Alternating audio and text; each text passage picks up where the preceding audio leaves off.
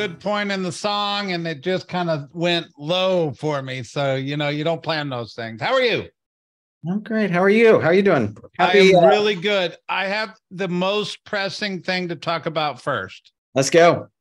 Did you, Jeffrey Melvin, create a Thread account over the weekend? I did not. So what is this? Here's what one. This is Meta or Facebook's Twitter, right? It's their new social media, incomparable to Twitter. Okay. Here's what I really love about this story. It is Mark Zuckerberg being highly competitive and going straight after Elon Musk and Twitter, and when they're most vulnerable. And I think it'll be interesting to play out. I watched online everybody getting upset because apparently if you create a thread and you go to delete it, they don't let you delete it without deleting your Instagram, and life is all over if you don't have an Instagram. So anyway, nonetheless, it's not really a big topic outside of it made it on Inman. So maybe, I don't know. And what I'm curious about is there ad platforms on there. Oh, you know what? Here, you bring up a good point. So when something like this comes up, we should be asking ourselves, hey, one, what do I need to understand about this as it relates to my business? And is there any kind of business opportunity, first to market, that kind of thing? Now, be careful not to get caught up in shiny pennies and that kind of conversation. But nonetheless, I think it's worth exploring. It is worth exploring. Just know you'll never delete it without deleting your Instagram. Well, I can promise you my 16-year-olds would lose their mind. Yeah, it is what it is. Anyway, if you're under a rock, there's a thing called Threads. Check it out. All right. This is, let's see here. Let me do this. This is our numbers. So right now we've got 668 active inventory, 111 under contract, 269 pending, and 240 closed in Fulton County. And not a lot of movement for the middle of the summer. And what I mean by that is I kind of expected it to have a bell curve this year. And I really expected the bell curve to kind of peak at the end of June. Yet it sure doesn't look like the end of June was a high bell curve. When we get to doing month over month statistics, I believe we'll see more data. I don't believe we've got our month over month figured out just yet. I just got the data out of Chartmasters yesterday or Friday, I think. So anyway, we'll take a look at it. But for the most part, it's kind of, But I can tell you, my wife and I were in town through that part of June, and that we were at times places where we go out and there's wait times or there's crowds, and we were looking around going, where is everybody? that last little bit. And I know that the transaction amount, is usually 30 days prior what was happening, which was Memorial Day. Yep. For closings at the end of the month. But at the same time, it was just kind of I am watching a lot of people be on vacation. Lots. I don't know if there's still a hangover from the pandemic where people are taking all these vacations that they haven't taken in the past. I don't think so, but nonetheless, federal holidays were pretty strategic the past few weeks with Juneteenth and then the 4th of July being on a Tuesday. So, yeah, let's run over to DeKalb real quick. So one thing I was hoping for was inventory to go up, and it doesn't look like inventory is really climbing. I mean, right now, DeKalb was 369 active inventory. we're still, I would think over 400 would be a really healthy inventory in DeKalb, but it's 369. Closings was 123, which was down from the week prior of 198. And pendings went down from 165 to 130. So activity in DeKalb County really dropped off over the last 7 days. Let's see what happens over the next couple weeks. But overall, same story. I'm not seeing that high point in the bell curve at the turn of June to July that we kind of predicted and or historically see. If I run out to Cobb County. And we're not quite apples to apples yet on interest rate increases from last year.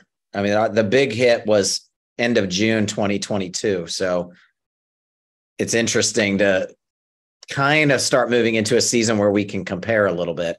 Yeah. So Cobb County, the same number kind of pertains. If it goes north of 400, you've got quite a bit of inventory. You're at 385. 87 under contract, 163 pending, and 174 closed. If I go the week prior, 355, 113, 233, and 208. So, yeah, I mean, it went down a little bit in the pendings and the closings, but the inventory went up a little bit. Like I said, it's kind of a flat market right now, which is not good or bad, right? Like we were hoping for a big midsummer bell curve, yet it sure looks like it's just kind of been consistent, if that's probably a better way to say it. Anything you'd add, Jeffrey? No, but just saying the word consistent in real estate in the past few years feels out of place. Yeah, it does. So it's actually interesting that we're able to say it's kind of consistently flat. Yep. So I wrote this down, and maybe my vernacular is not correct, but hear what I'm saying. I wrote down, I'm calling it Uncharted Territory. So what we would consider to be normal is when rates go up, demand goes down. Like less people buy houses when interest rates go up. We understand that. However, when less people are buying houses, usually inventory goes up or supply goes up. And when supply goes up and demand goes down, prices go down. And we would consider that normal. Rates up causes demand to go down, which causes supply to go up, which causes prices to go down. However, what we're experiencing right now is rates went up. That's a consistent, there's that word again, consistent.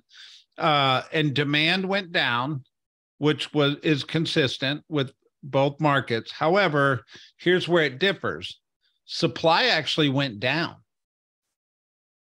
Instead of what we thought would happen, which is it go up, it actually went down. And then that actually caused prices to go up. So supply and prices aren't acting like we would expect them to when rates go up and demand went down. Now, the other factor here, which is kind of interesting, and I'm going to do a big study on, is if prices go down, we go into a recessionary period, unemployment would go up.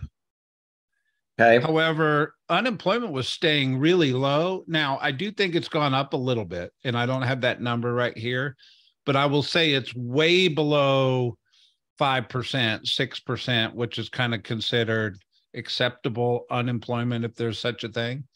So I'm going to call it uncharted territory, but I actually think, Jeffrey, we have assumptions around what should happen that aren't actually truths. Okay, tell me more. And meaning rates go up, demand should go down. If demand goes down, supply should go up. Well, inside of that conversation right there, how many times have we handled a script or an objection around, hey, I don't want to sell my house with my 3% interest rate to go buy a house with a 6.5% interest rate? Well, that disrupted the supply assumption. Okay.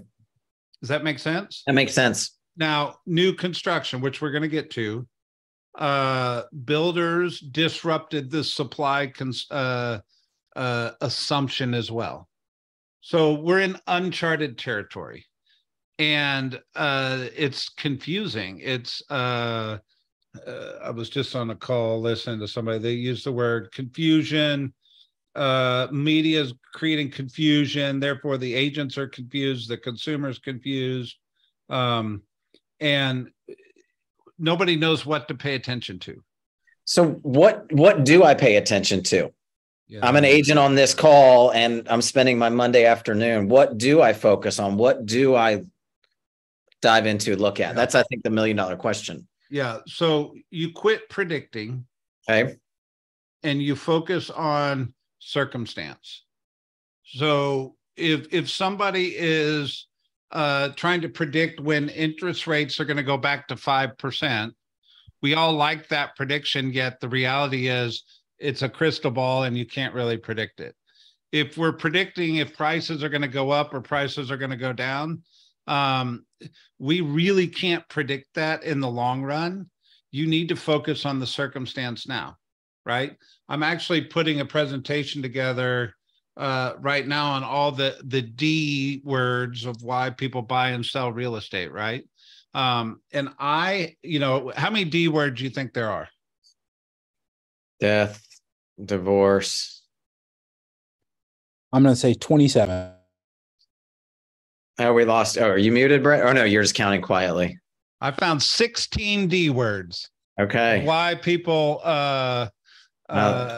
17. Mika just gave me. Mika added deployment. Mika also. I didn't have that one on there. I'm adding it now, Mika. Also, I think Mika hit on it of finding the motivated. The skills-based agent is focusing on the circumstances and finding motivated people. There is always a motivated individual out there. So quit predicting and dive into circumstances. And circumstances could be what's going on in your neighborhood, what makes the most sense for your family, how do we rent the rate and buy the house, how do we, what is the circumstance that makes the most sense for you and your family?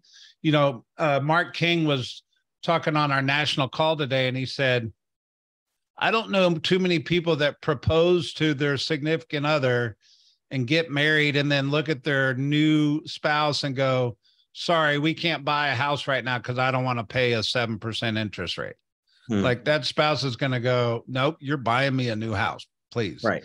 Or could you imagine a family that just had a baby and they're stuck in their in-laws' house and they're going, you better get me a house. I need to get out of here. And you know what I mean? There are moments in life that over the circumstance is more important than the actual prediction of what's coming.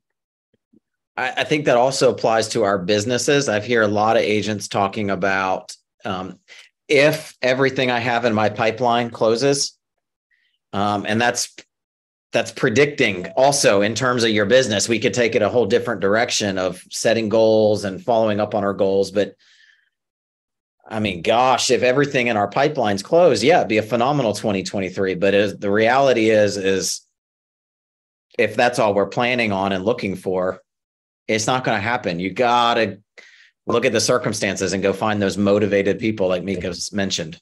Yep. Jeffrey, I feel vindicated. I wrote a big letter about a month ago saying, everybody take their 2023 goals, pull them out, tear them in half and throw them in the trash.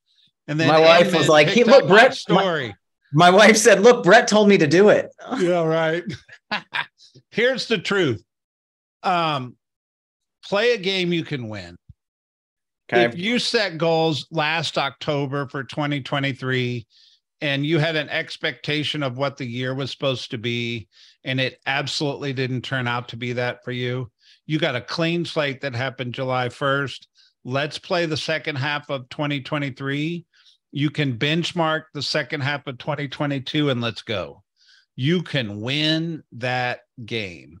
And in a sense, what is your reality over the next 6 months? I absolutely think you can crush it. And I don't want to downplay somebody that has goals for 2023 and is like, I'm not ready to give up on my goal yet. Then you go for it. I'm not talking to you, or I'm talking to the majority of people that I think feel disappointed in their progress. And let's get back in touch with what you're really trying to do and crush the second half of 2023. My productivity coach today, my coach told me on our call, said, raise your hand if you hit your goal for the first 6 months. And, a few people's hands went up, and he was like, y'all are the one at a disadvantage because you didn't set your goal high enough. So next. Yeah. So it's either or. All right. I'm going to blow through some of this real quick so we can get to the new construction. So Americans resigned to high home prices, mortgage rates, Fannie Mae. I used an analogy on this call quite a few times around gas prices. And I said, gas prices go up, everybody gets irritated. They post about it on social media. A few weeks later, everybody's filling up their tank, not putting any thought to it. They at some point resign to the actual price of gas. It also happens on mortgage rates and home prices. It takes longer, but at some point in time, Americans resign to it, and it just becomes normal. And not that they're happy about it, but it becomes normal. We are right there where people are realizing that these rates are here to stay, that the home prices are here to stay. You shouldn't be hearing as much people talking about, I'm waiting on the rates to come down, or I'm waiting on prices to come down. Most people have realized that that's not going to happen, and we just need to move forward into the real estate industry. So I think that's important. All that to say, I pulled this this morning, and it's saying on average that 30-year fixed is coming in at 7.2. I don't think that's what our customers are paying. I think you can beat that. Yet this is what they're showing. But the 15 years coming in almost 0.7% lower. So there's certainly a conversation around doing a 15-year versus a 30-year. I think that's a relative conversation. But I also think anytime the mortgage rate goes north of 7%, we start talking about these 5-1 arms again. And they become more attractive inside that conversation. So not that you have to be an expert, but you better know enough to explain it. Well, yeah, because they're reading the same things we're reading. Our clients are, the consumer is. There was articles out there this morning, Brett, that were saying, could hit up to 8%, in the next week or so. And you're like, either way, we got to be ready for it. Yeah. When I first got into the industry in 1999, rates were at 7%. And the good thing about a 7% interest rate, your payment's basically 1% of whatever you mortgage.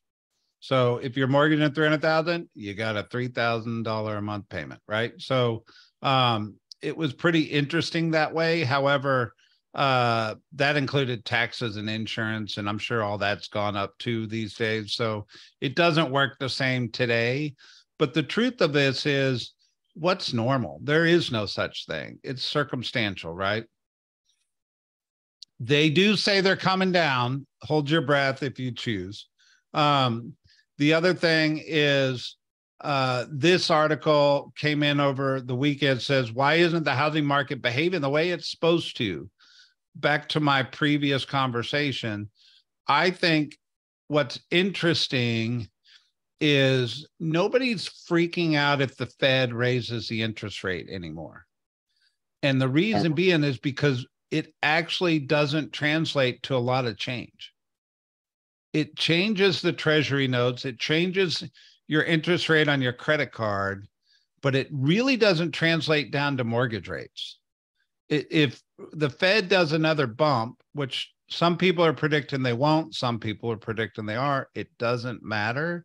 It doesn't necessarily mean your interest rate's going to go through the roof. Yeah. Make sense? Yep. All right. Here's where I want to get to. So Jeffrey, I pulled these numbers over on the 6th. And what I didn't have on here was the previous actives that were at that time, because this was just a running total number. But here's what you're going to have to take my word for. Okay. Those numbers drastically increased. Like maybe Cherokee had 70 actives a month ago, and now they have 133. In new construction. In new construction, in the MLS. So right now, Cobb's got 89, DeKalb's got 104. Here's what I think we need to understand is the National Association of Realtors have been making this comment for a while.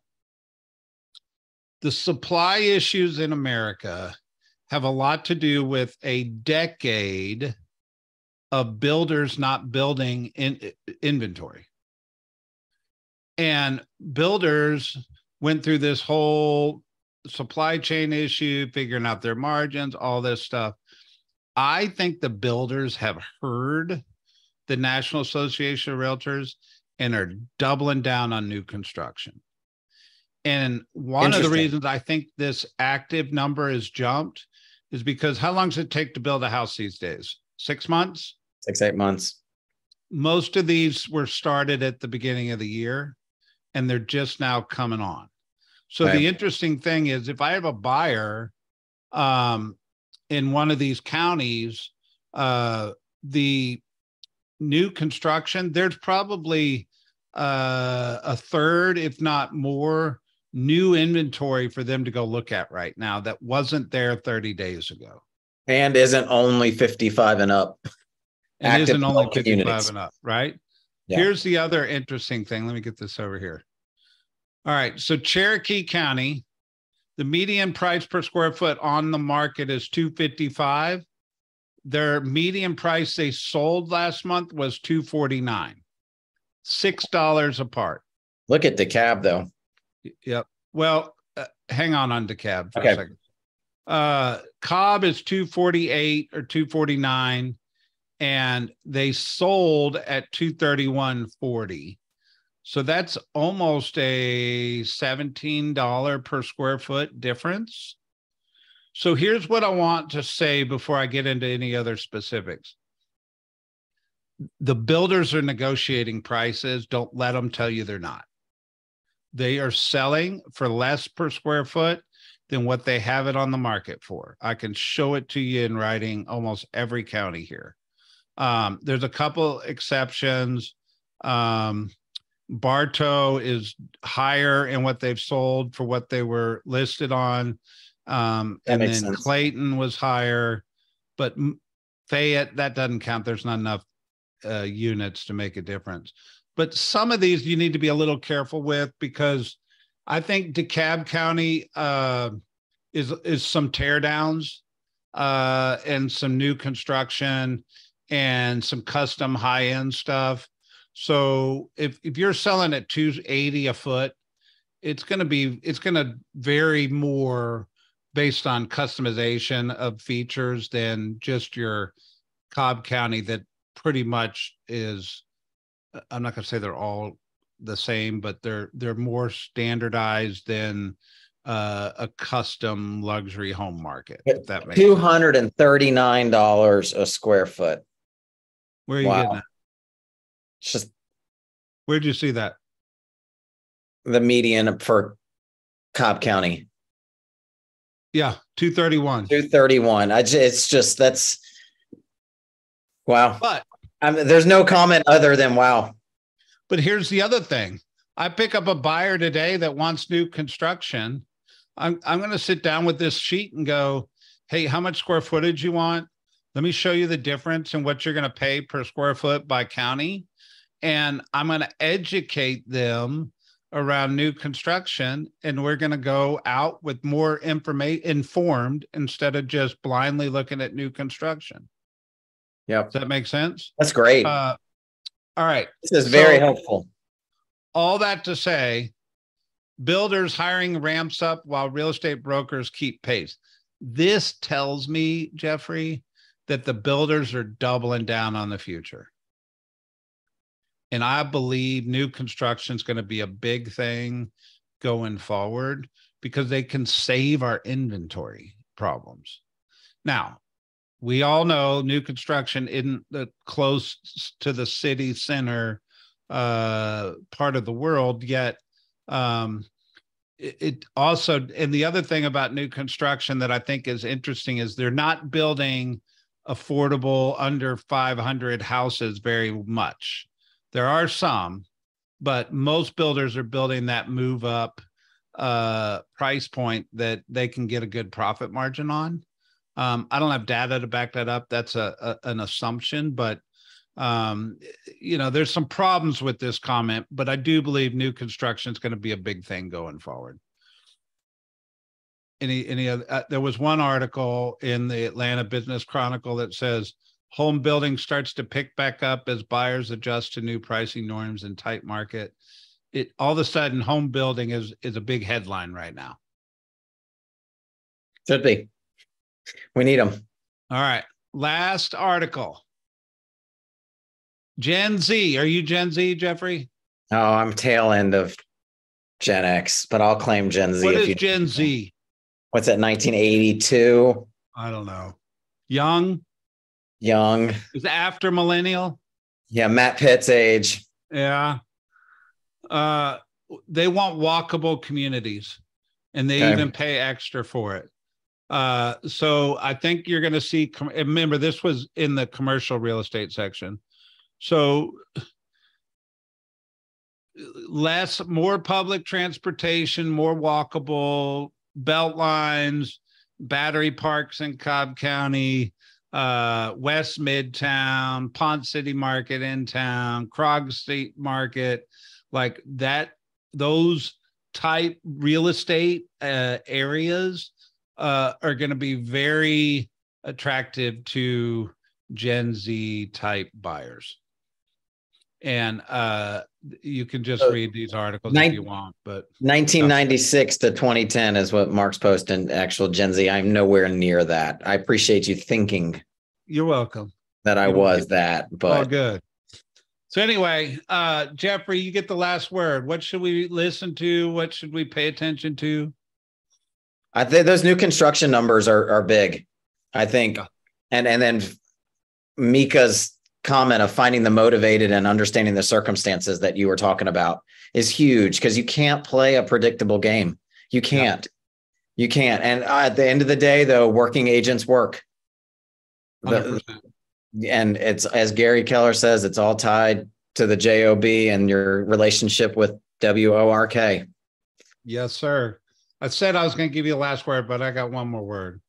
So on July 26th, I'm doing a state of the industry update. It's a 2-hour presentation on all this stuff. And we're going to go through a lot of different things.